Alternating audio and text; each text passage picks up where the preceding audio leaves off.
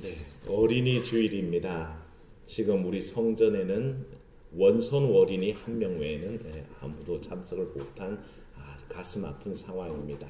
어서 속히 코로나가 완전 진정 국면에 들어가고 예전과 같은, 그래서 어린이 주일만 되면 우리 모든 아이들과 다 같이 즐겁게 예배했던 때가 돌아오기를 기원합니다. 여러분, 약장사와 목사의 공통점이 있는데 뭐라고 생각하십니까? 약을 다루는데 똑같습니다. 그래서 약장사는 소위 만병통치약을 다루고 있고요, 목사는 구약과 신약을 다룹니다. 그래서 약을 다룬다는 것은 동일한 것 같습니다. 근데 약장사들이 하는 말 중에 꼭 빠지지 않는 말이 뭔지 아시죠? 애들은 가라 하는 말. 애들은 가라, 애들은 가라. 그러고 애들을 내쫓아 버리는 것이 약장수입니다.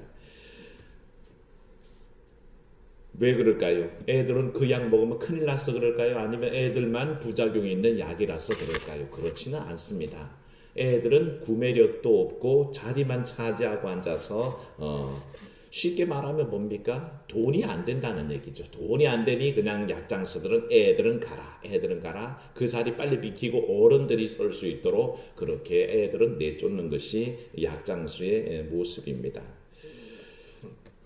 근데 목사님들은 어떨까요? 목사님들도 애들은 가라라고 말하는 분들일까요? 그렇지는 않은 것 같습니다. 왜? 주님이 주신 말씀이 너무 지엄하기에 아이들을 소중하게 여기고 위해서 기도하는 것은 당연하다라고 생각합니다. 근데 오늘 말씀에는 안 그럴 것 같은데, 목사들보다 더 위대해 보이는 제자들이 애들은 가라고 그렇게 했다는 겁니다. 심지어 애들을 데리고 온 그 부모들을 꾸짖었다고 얘기하고 있습니다. 단지 예수님께서 만져주기를 바라고 데리고 오셨는데 그 이유로 꾸지람을 들었다는 것은 굉장히 씁쓸하죠. 이 꾸지람이 괜히 왠지 이전에 애들은 가라라고 외치던 그 약장수의 목소리와 똑같이 들려서 너무나 씁쓸함을 느끼게 됩니다. 제자들의 판단은 이러합니다. 아이들이란 예수님에게나 지금 예수님이 전파하고 계시는 하나님 나라의 복음을 전하는 것에 아무리 도움이 되지 않고 그저 귀찮고 번거로운 존재에 불과하다 하는 그런 판단이 있었을 겁니다. 그리고 최소한 급하게 지금 병을 치료해야 되거나 아니면 귀신이 내어 쫓음을 받아야 되는 사람들이 너무나 많은데, 그런 다급한 상황들 사이에 끼어서 그 일들을 방해한다면 이 아이들을 만져주시는 일이 그렇게 긴급하지 않다라고 생각했을 수도 있다는 것입니다. 그래서 아이들을 만져주는 이 일이 우선순위에서 밀린다고 판단하신 거죠. 그래서 예수님께 나아가는 것을 막고 판단하고 그렇게 부모들을 꾸짖었던 겁니다. 근데 예수님은 어떠셨을까요? 예수님은 이런 제자들에게 화를 내셨습니다. 오늘 말씀에도 보시면 정확하게 예수께서 보시고 노하시며 가라사대라고 그렇게 말씀하고 있습니다. 예수님께서도 화를 내셨죠. 많이는 아니지만 내신 적이 있습니다. 그런데 그게 드물다는 것도 우리가 알고 있습니다. 오히려 자기를 모욕하고 저주할 때에도 화를 내시지 않으셨습니다. 십자가에 못 박혀 돌아가실 때에도 화를 내시지 않으셨습니다. 그럼에도 불구하고 화를 내신 적이 있었다는 것은 그만큼 예수님의 마음이 분노하셨다는 뜻이거든요. 우리가 몇 가지 짚어보면 예수님께서 예루살렘에 들어가셨을 때 성전이 더럽혀져 있는 것을 보시고 화가 나셨습니다. 그래서 채찍으로 다 짐승들 내어 쫓고 그냥 완전상의 상을 뒤엎어버리시고 분노하사 내 집은 만인이 기도하는 집이라고 그렇게 외쳤던 모습을 보게 됩니다. 그때 화를 내셨죠. 잎만 무성한 나무 무화과를 보시고 저주하실 때도 그 마음에 분이 있으셨습니다. 열매 맺어야 되는데 열매 맺지 못하는 그 이스라엘의 상징인 무화과 나무를 보면서 화가 나셨습니다. 바리새인들과 서기관들이 외식하는 모습을 보고도 주님께서 분노하셨습니다. 회개하지 않는 도시 고라신과 베세다를 향해서 화 있을진저 하고 외치실 때도 예수는 분노하셨다는 겁니다. 예수님의 앞길을 십자가를 향해서 가야 하는 그 길을 막는 베드로, 그를 향해서 예수님께서 뭐라 하셨습니까? 사탄아 내 뒤로 물러가라 하시면서 크게 분노하셨던 모습을 보게 됩니다. 자주 화내신 건 아닌데 그 화낸 경우를 가만히 따져보면 인생들이 하나님의 나라를 제대로 이해하지 못하고 인간의 욕망대로 살아가는 그 모습을 보실 때는 주님께서 화를 내셨습니다. 그러니까 이 예수님이 노하시고 화를 내셨다는 그 그런 맥락 속에 있다는 뜻이고, 바로 예수님 앞에 어린이를 만져주기를 바라고 데려오는 부모를 막는 제자들에게 똑같은 감정이 생기셨다는 거죠. 화가 나셨다는 겁니다. 그것은 주님께서 지향하시는 하나님 나라와 하나님의 선한 일들과 배치되는 일이란 뜻입니다. 그래서 주께서 화가 나셨다는 것을 통해서 우리가 주님께서는 이 모든 일들을 앞서 열간 그런 사건들과 동일한 선상에서 본다는 것을 짐작할 수 있다는 것입니다.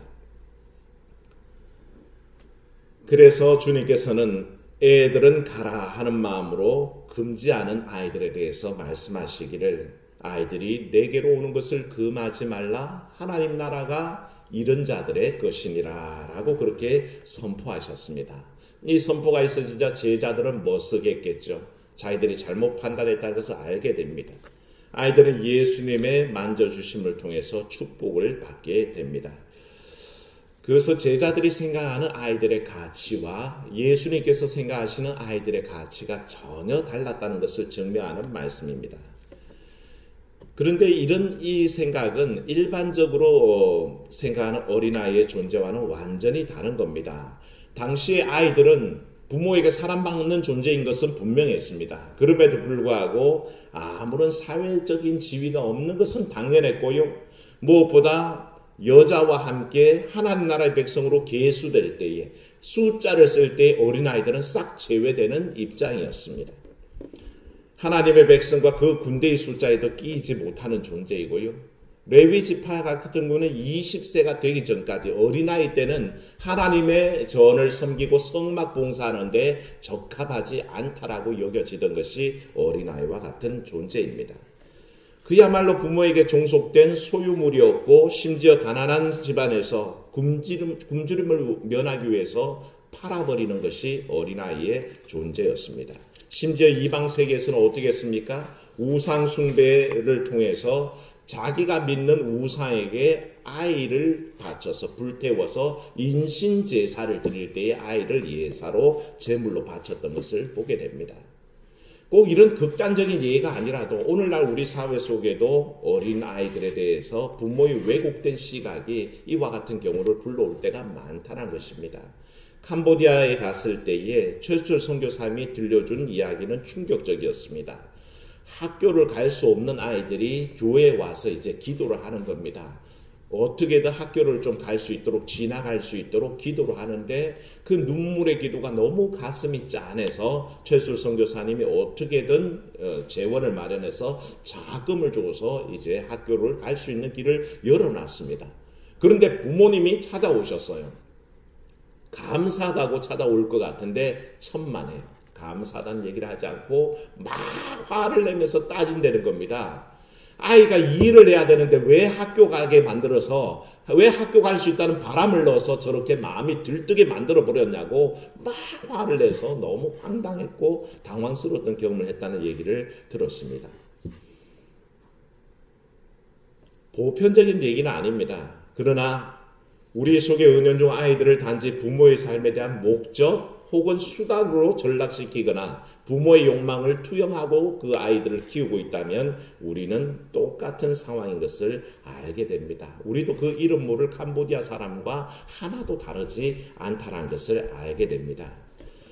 그런 사회적인 분위기 속에서 예수님께서 모든 중요한 일들, 병자를 지금 안수해서 고치셔야 되고요. 지금 또 귀신을 내어 쫓아야 되고 하나님 나라를 선포해야 됩니다. 이렇게 중대한 일들이 많은 중에 그것을 딱 수도하시고 어린아이들을 금하지 말아라. 그래서 그 아이들을 만져주시는 그 모습 속에 이 일이 참 예외적이라는 것을 알게 됩니다. 예수님은 이 아이를 만져주셨습니다. 16절에서 이 만져주심의 뜻이 분명하게 드러나는데 16절 말씀 보시고 한번 같이 읽습니다. 그 어린 아이들을 안고 그들 위에 안수하시고 축복하시니라. 아멘. 주께서 어린아이들을 만져주셨다는 뜻은 안고 안수하시고 축복하셨다는 뜻입니다. 그게 내포되어 있습니다. 그토록 부모가 원했던 그 아이의 부모가 이 아이를 데리고 와서 예수님 앞에 내밀 때 바랬던 일이 그 아이에게 일어난다는 것입니다. 저는 이 복음서에 기록되어 있는 이 아이의 부모가 누군지는 모르겠지만 그 부모의 마음을 응원합니다. 그가 바라는 것은 단지 예수님께서 자기 자식을 안고 안수하고 축복해 주기를 원하셨던 겁니다. 그게 뭐가 그렇게 중요하기에 제자들의 책망을 받아가면서까지, 그리고 예수님 주변에는 정말로 촌각을 다투는 급한 사람들이 있었습니다. 병 낫기를 위해서 나와 있는 사람들도 있었고 귀신이 내어 쫓긴 받기를 원해서 나와 있는 사람들도 있었습니다. 그 사람들이 얼마나 눈총을 줬겠습니까? 우리는 상황이 이렇게 급한데 기껏 자식 안수해달라고, 자식 축복해달라고 데리고 와서 우리의 시간을 뺏어버린다는 그 눈총이 얼마나 많았겠습니까? 그럼에도 불구하고 그것을 모두 다 뚫고 자식을 예수님 앞에 데려오는 그 부모의 마음을 저는 응원한다는 것입니다. 단지 한 마음입니다. 그것을 예수님이 만져주심으로 자녀가 복을 누리기를 원했던 것이 아닌가 합니다. 사랑하는 여러분, 여러분들의 자녀들이 잘 되기를 원하십니까? 여러분들의 손자, 손녀들이 잘 되기를 원하십니까? 이와 같이 이 부모의 마음으로 주님 앞에 나아가는 여러분 되시기를 주의 이름으로 축원합니다. 그게 온전한 길입니다. 예수님이 만져주신 것처럼 성경에는 만진다는 행위가 갖는 의미가 많습니다. 예수님께서는 부정한 나병 환자를 고치실 때에도 그 몸을 만져서 고쳐주셨습니다. 치유의 행위가 만져주심을 통해서 일어난다는 것이죠. 열병에 걸려있는 베드로의 장모의 손을 만져서 고쳐주셨습니다. 요즘은 코로나 때문에 서로 만지지도 않고 악수도 하지 않고 접촉하지도 않고 인사해도 주먹 인사로 이렇게 하고만 많은 세상이 되었습니다. 열병에 있는 그 베드로의 장모의 손을 잡아서 일으키셨던 그 주님, 또한 만짐을 통해서 치유가 일어나시는 거죠. 맹인의 눈을 만져주셨습니다. 귀 먹고 벙어리 된 자의 그 얼굴을 더듬어서 만져주시고 다 열어주셨습니다. 주의 만져주시면 열리는 역사가 일어나는 것을 믿으시기를 축원합니다. 그와 같이 만져주셨습니다.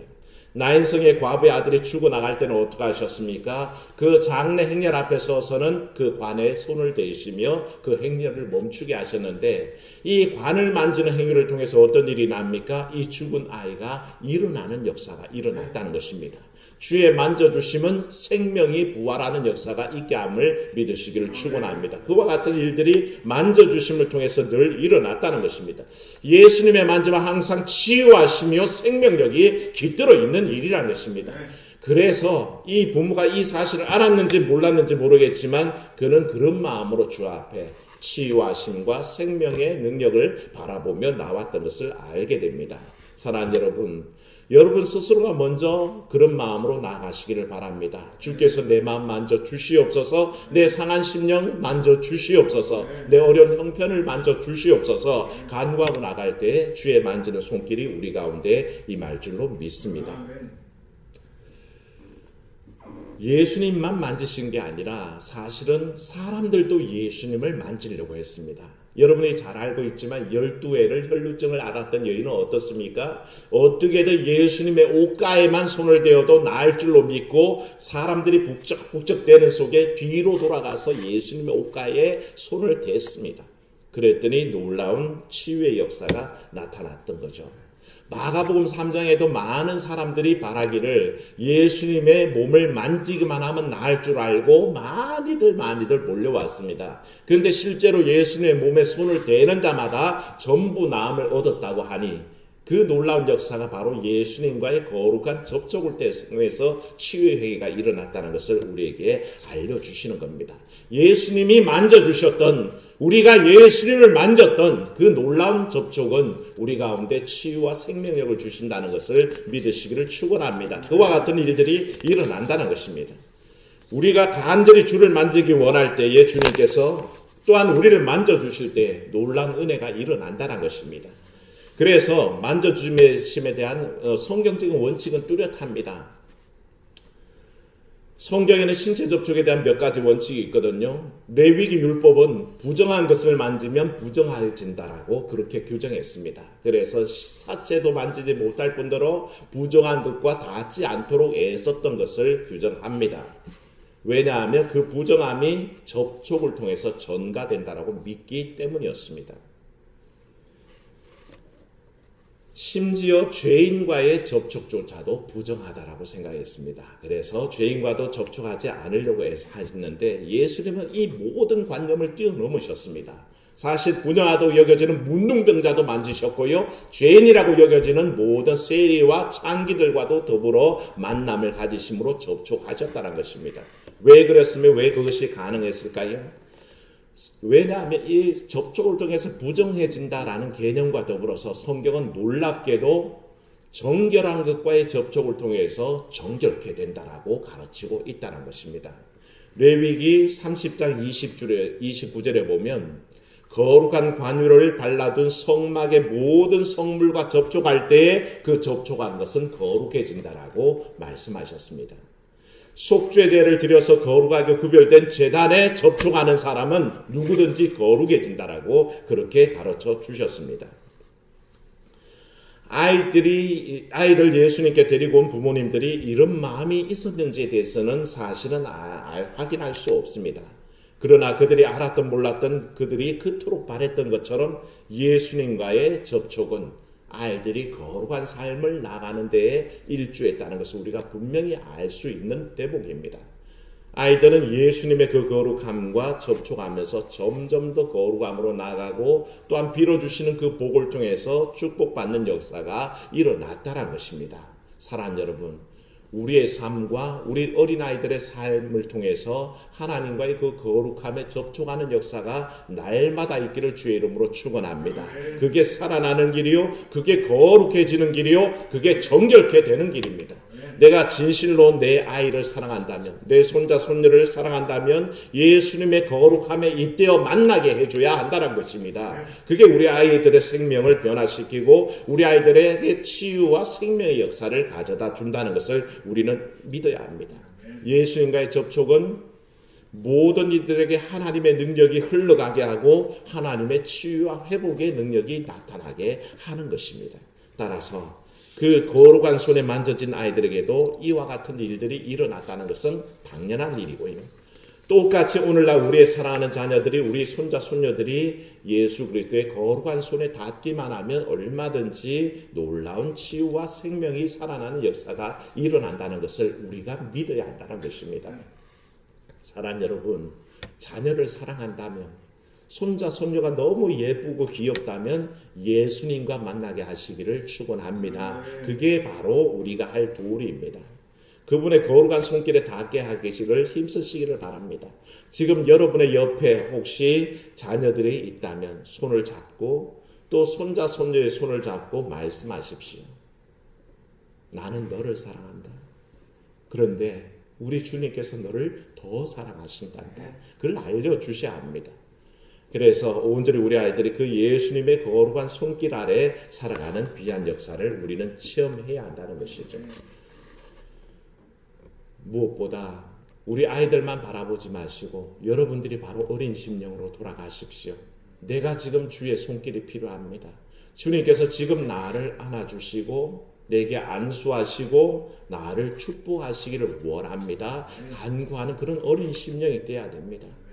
이 땅을 살아가는 우리 어른들이요, 사실은 지금은 어린이를 축복하고 있지만 사실은 우리 자신들이 예전이나 지금이나 똑같이 어린아이의 심령입니다. 참 서글플 때가 많고 슬플 때가 많고 힘들 때가 많습니다. 나이는 먹었지만 여전히 연약한 우리 존재 자신을 발견합니다. 코로나 때문에 어려워졌을 때 눈물겨운 사연들이 있습니다. 아무것도 할 수 없는 연약함이 우리를 힘들게 만든다는 것입니다. 그때에 주께서 안아주시는 위로가 있기를 축원합니다. 주의 안수하심이 있기를 원합니다. 나이를 먹다 보니까 자꾸 몸이 아픈 곳이 많습니다. 관절이 아프기도 하고 허리가 아프기도 하고 온몸에 당뇨며 고지혈증이며 고혈압으로 고통을 당합니다. 그때 주의 손이 나를 안수하사 낫게 하여 주시옵소서 기도하시기를 축원합니다. 그 주의 손길을 사모하십시오. 나를 치유하시는 손길이 나를 터치하기를 기대해야 합니다. 주의 축복을 간구하십시오. 하나님께서 주시는 복은 놀라운 복입니다. 이 세상이 주는 어떤 복과 같지 않습니다. 하나님 주시는 그 영원한 복을 사모하며 나아갈 때에 오늘도 거룩한 주의 손이 우리를 만질 줄로 믿습니다. 그런 역사가 오늘도 일어나기를 주의 이름으로 축원합니다. 지금 자기의 오른손을 들어서 머리에 대시고 기도합니다. 은혜로우신 하나님 아버지, 오늘 어린이 주일을 맞아여 주 앞에 나왔습니다. 참으로 주의 말씀 들으며 어린아이를 금하지 말라, 그렇게 안고 안수하시고 축복하셨던 주의 음성을 듣습니다.